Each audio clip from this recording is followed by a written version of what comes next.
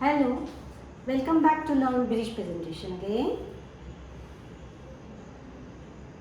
We are interested in learning what today about the bridge, mechanism of labor in bridge. It's very important, little difficult to understand, but it is a crucial topic to learn from examination point of view, for theory also and for practical also. It is very common question asked, what is the mechanism of labor in bridge, and there you don't understand where it goes and how it comes out.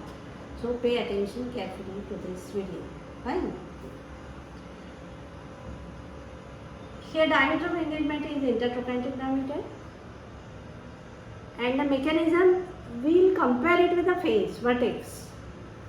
What I mean to say is, have a look over this chart. Fine. Here I written the vertex, here we have written the bridge.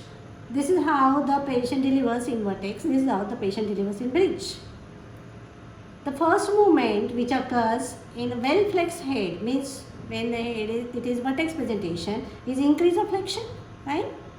Second movement in any labor is internal rotation. Then the head is borne out by the moment of extension.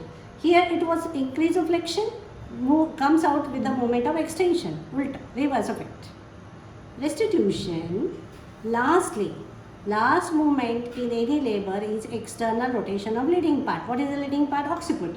So there is external rotation of the occiput. Why it occurs? Due to internal rotation of the shoulder. Shoulder is borne, trunk and lower limbs follow. This is how we have described the vertex presentation.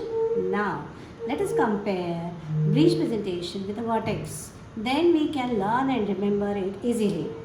These are the tricks to remember. Okay. In this case, there was increase of flexion and engagement. What is engagement? Show here. Engagement means this was the head here. It has entered into the pelvic cavity. In cases of bridge, what will happen? There is this. It gets compact. Pressed, and then it enters. So the engagement is the first issue, first step. There is compaction and engagement of the bridge.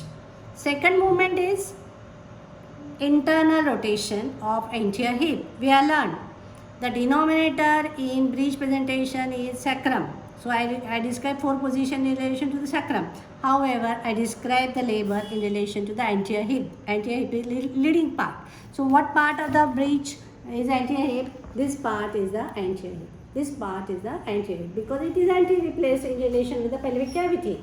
Okay. Now pay attention here. It is internal rotation of the anterior hip. Means what? It was like this. Here the buttocks enter in one of the oblique diameter. This diameter it enters. So where is the anterior hip? It touches the pelvic floor. Now here it is the anterior hip in the oblique diameter. Touches the pelvic floor, comes below the pubic symphysis. What has occurred? Internal rotation. It results in the twist at the neck. You see here, the bulky bridge can take head along with it. Sometimes in some books it's written that there is no restitution, but it matters. If the liquor is less, then there is bound, the twist is bound to be there. Okay. So the internal rotation of the anterior hip results in the twist at the neck. Here is the twist. Now it comes out like this. What is the next step? The pelvic axis is J-shaped. So here what will happen? First it will descend down like this. So the trunk comes out by the moment of lateral flexion. This is the lateral flexion of the spine. Can you see the spine? So there is lateral flexion of the spine. The trunk gets borne out. Now what next? It is out.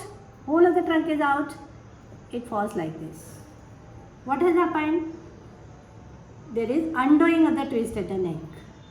Okay. The last movement occurs externally.